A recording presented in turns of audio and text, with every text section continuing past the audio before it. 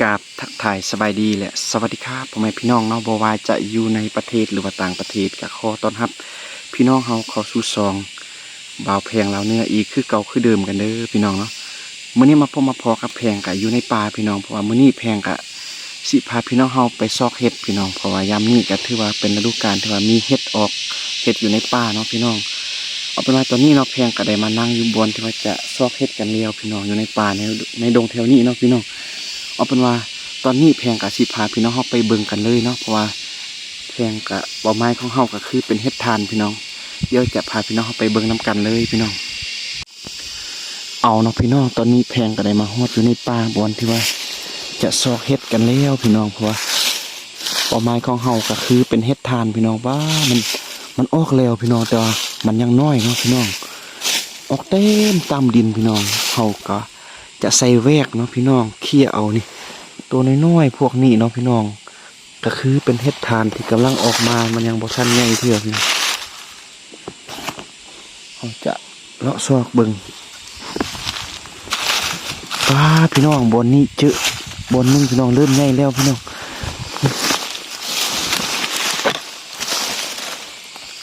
เป็นเห็ดทานเด้อพี่น้องท้องถิ่นของพี่น้องเราเคยมีบ่หรือว่าเคยกินก็คอมเมนต์มาบอกกันเด้อพี่น้องนี่ว้าดอกงามๆอยู่พี่น้องนี่เฮ็ดอันนี้เนาะตอนเฮายังบ่ทันเอามันจะเป็นลักษณะสีขาวเนาะหลังจากที่ว่าเฮาตัดแล้วมันจะเป็นลักษณะเป็นสีดำพี่น้องกะดอกกำลังงามอยู่พี่น้องก็พอได้กินอยู่มื้อแลงนะพี่น้องอันนี้ก็เน่าแล้วพี่น้องแต่ว่ามันก็ยังเป็นเอาอยู่จะใส่มันออกเป็นจุ่มอย่างซี่เนาะพี่น้องมันออกหลายๆอยู่แต่ว่ามันยังน้อยพี่น้อง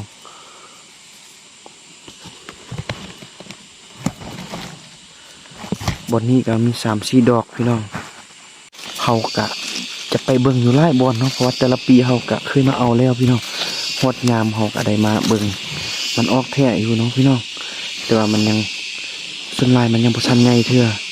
ใหญ่ก็ดำเล็กดำน้อยเนาะพี่น้องนี่คักๆมื้อพี่น้องคือว่าที่บ้านเฮาเนาะพี่น้องกันหาอยู่หากินกะเบิ่งกับตามฤดูกาลพี่น้องบนนี้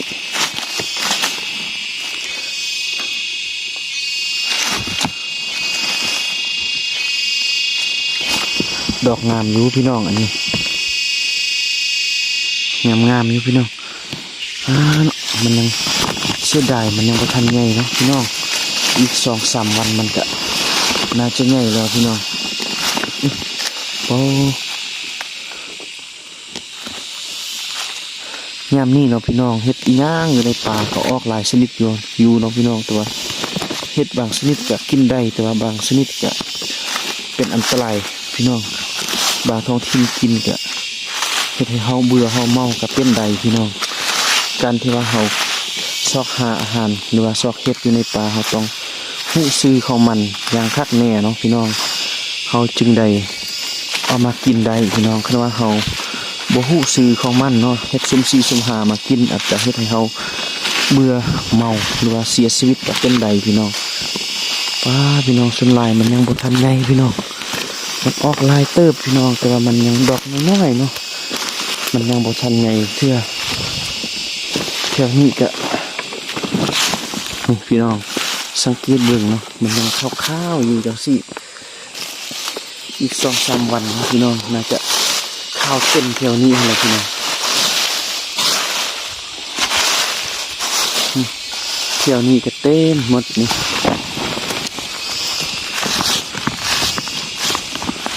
พี่น้องออกบักลาย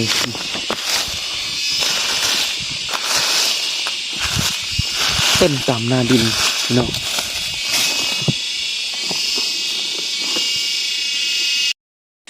เอาเนาะพี่น้องสำหรับบอลที่ว่าเฮาพาพี่น้องเฮาเบิ่งเมื่อกี้เนาะมันออกลายเติบพี่น้องแต่ว่ามันยังดอกน้อยๆเนาะพี่น้องมันยังบ่ทันใหญ่เทื่อตอนนี้เฮาก็สิพาพี่น้องเฮาไปเบิ่งอีกบอลต่อไปพี่น้องบอลใหม่ว่ามันจะใหญ่แล้วหรือบ่เนาะหรือว่ามันยังน้อยคือเก่าบ่เฮาก็ไปเบิ่งน้ำกันเลยพี่น้อง ตอนนี้เนาะพี่น้องเขาก็จะพาพี่น้องเขาไปย่างเลาะอีกบ่อนหนึงเนาะพี่น้องคันว่ามันยังน้อยเขาก็สิได้พาพี่น้องเขาไปซอกอีกอยู่จุดหนึ่งเพราะว่ามันมีหลายจุดเนาะพี่น้องอยู่แถวปากโคกปลาเหล่าอย่างสิฮอดยามนี้เนาะก็ถือว่ามันเป็นช่วงฤดูกาลที่ว่าเฮ็ดมันออกเพราะว่าเป็นช่วงต้นฤดูฝนกันแล้วพี่น้องแต่ละปีมันคือว่าใหญ่ไว้เนาะพี่น้องบัดปีนี้เอาไปเบิกมันคือว่ายังน้อยพี่น้อง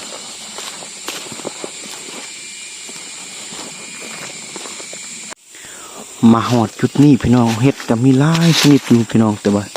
เฮาบ่ฮู้ชื่อเนาะพี่น้องอันนี้ก็นี่ลักษณะจังซี่พี่น้องนี่หลายเติบพี่น้องแต่บ่ฮู้ชื่อเนาะเฮ็ดบ่เป็นกินพี่น้องออกลายเป็นจุ่มแบบสีนี่ฟ้าพี่น้องนี่ออกลายขนาดเลยแต่ว่าเฮาบ่ฮู้ชื่อเนาะพี่น้องตอนนี้เนาะพี่น้องเฮามาฮอดจุดนี้กะเบิ่งมันก็ยังน้อยคือกันพี่น้องแต่ว่าเฮ็ดอันนี้มันใหญ่แล้วเนาะเฮ็ดเบื่อเฮ็ดบ่เป็นกินพี่น้องเฮ็ดทานต่อไม้ของเฮามันยังน้อยพี่น้องเนาะเสียดายเนาะยังบ่ทันใหญ่เต็มที่เทื่อ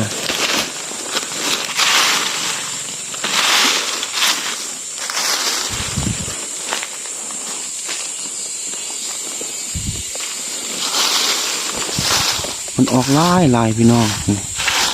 เต็มหมดพี่น้องเลยตู้ขาวๆน้อยๆจังซี่เนาะพี่น้อง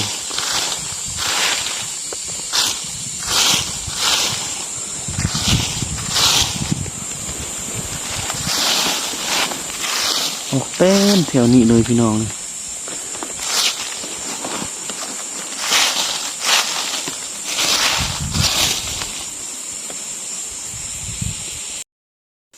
เอาเนาะพี่น้องตอนนี้น้ำแพงก็จะพาพี่น้องเข้าไปเบิ่งบอลที่ว่า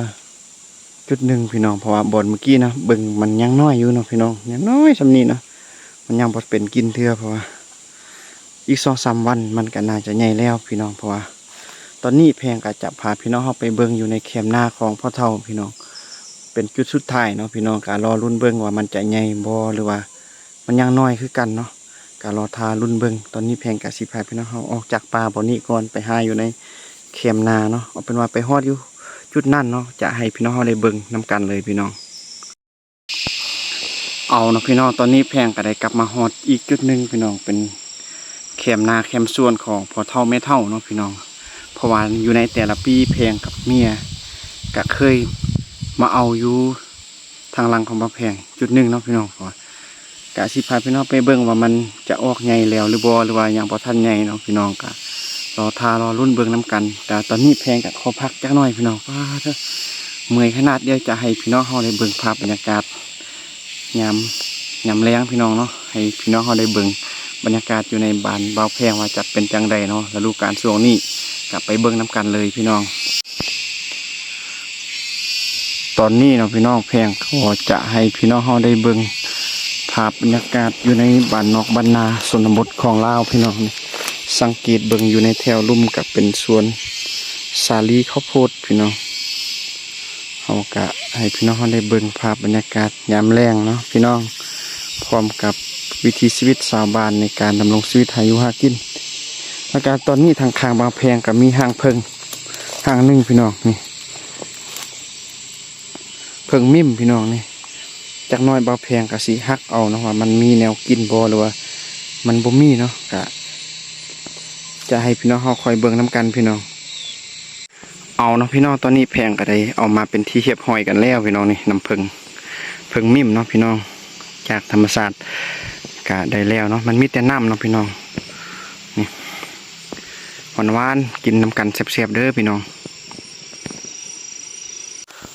เอาพี่น้องตอนนี้แพงกับพาพี่น้องเขาเข้าไปอยู่ในป่าพี่น้องเพื่อไปหาเห็ดทานจุดสุดท้ายพี่น้องแต่ว่าตอนนี้เนาะพี่น้องแพงก็ได้พอเห็ดหลายชนิดพี่น้องนี่บอกว่าจะเป็นเห็ดยังกระยาเนาะแต่บ่ฮู้ว่ามันชื่อว่าจังใดเนาะก็มีหลายเติบพี่น้องเห็ดแต่ว่าส่วนหลายเขาจะบ่กินเนาะเขาบ่ฮู้ว่า บางทีมันอาจจะเป็นพิษเป็นเบื่อตายกับเป็นใดพี่น้องก็กำลังย่างไปหาเป่าไม้บนสุดท้ายพี่น้องในใจแท้ก็อยากให้มันมีป้าพี่น้องเนาะเห็ดอันนี้จักมันเห็ดยังพี่น้องนี่ออกเต็มแถวนี้เลยพี่น้องเห็ดอันนี้ก็งามพี่น้องนี่ออกลายอยู่พี่น้องเห็ดชนิดนี้เนาะออกบักได้ลายพี่น้องนี่อันนี้ได้แมนนี่ก็นี่แถวในนี่ก็มีพี่น้องลายขนาดแต่ว่ามันบ่เป็นกินพี่น้องเห็ดที่ว่าเฮาอยากได้อยากเอาผัดโบมี่พี่น้องออกมาก็ยังน้อยแต่ว่าเห็ดที่ว่าบ่เป็นตากินหรือว่าเห็ดที่ว่าเป็นชนิดเห็ดเบื่อเนาะพัดออกลายพี่น้อง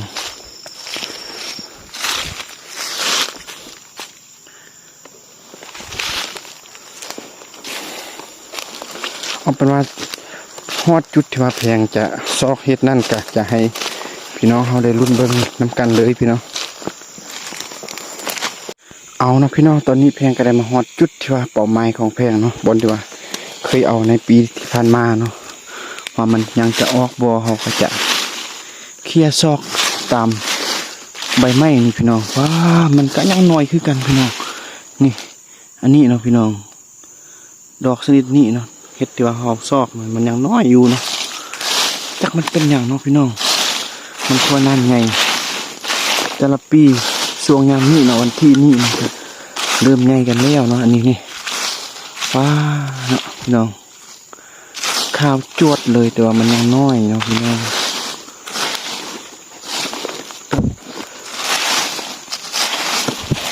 มันบ่มีดอกไงเถื่อเนาะนี่ข้าวๆหน่อยๆจากสีเนาะพี่น้องมันยังบดนี่เนาะเสียดายพี่น้องเสียดายบ่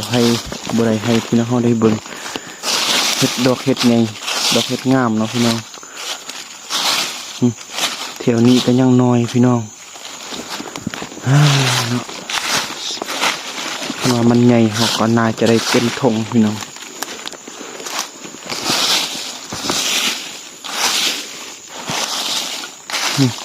มันจะดอกน้อยๆพี่น้อง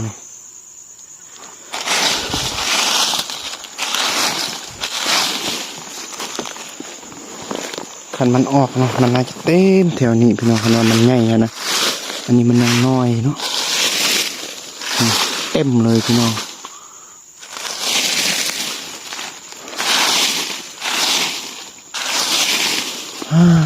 เสียดายพี่น้องมาไวเกินไปเนาะพี่น้องแต่ละปีเนาะวันที่นี่ยามนี่มันก็อันนี้มันก็เริ่มใหญ่แล้วพี่น้อง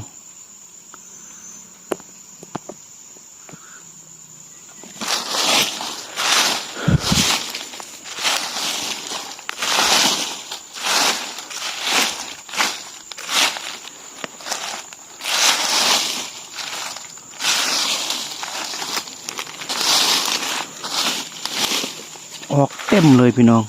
พื้นป่าแถวนี้นะนี่อีก2-3 มือพี่น้องได้เห็นเห็ดแน่นอน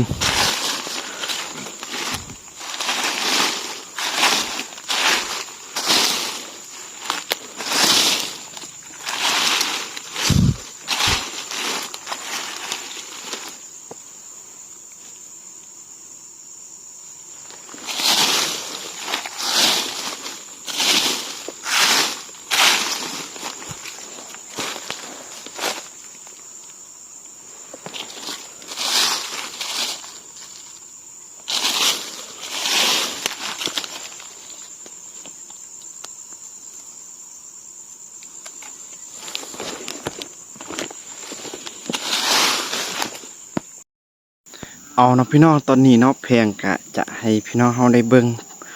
เฮ็ดที่ว่าแพงเก็บได้ก็ได้น้อยนึงพี่น้องเนาะยังบ่ได้หลายเพราะว่า เฮ็ดให้มันออกหลายอยู่เนาะแต่ว่ามันยังดอกน้อยๆพี่น้องเนาะยังบ่เป็นเอาเทื่อเอาพี่น้องเนาะสำหรับการที่ว่าแพงให้พี่น้องเฮาได้เบิ่งการหาเฮ็ดในมื้อนี้ก็มีแต่เท่านี้เนาะพี่น้องมื้อหน้าโอกาสหน้าเนาะแพงก็จะพาพี่น้องเฮาไปเบิ่งอีกเนาะอีก2-3วันมันก็น่าจะใหญ่แล้วพี่น้องแล้วก็สุดท้ายนี้พี่น้องแพงก็ขอฝากซองอีกคือเก่าคือเดิมกันเด้อเนาะพี่น้องบ่ว่าจะเป็นพี่น้องทางฝั่งลาวฝั่งไทยแล้วก็พี่น้องต่างแดนเนาะโดยเฉพาะก็คือคนลาวหรือว่าคนไทยที่ว่าออกจากบ้านคืนเมืองนอนเนาะไปอยู่ต่างเมืองต่างแขวงต่างแดนจังซี่ได้เห็นคลิปวิถีชีวิตบ้านๆจังซี่เนาะ รู้สึกคิดฮอดก็อย่าลืมเข้าไปเบิ่งแล้วก็เข้าไปกดไลค์กดแชร์กดติดตามเด้อพี่น้องเนาะพบกันใหม่อยู่ในคลิปหน้าสำหรับมื้อนี้ก็ต้องขอกล่าวคำว่าสบายดีพี่น้อง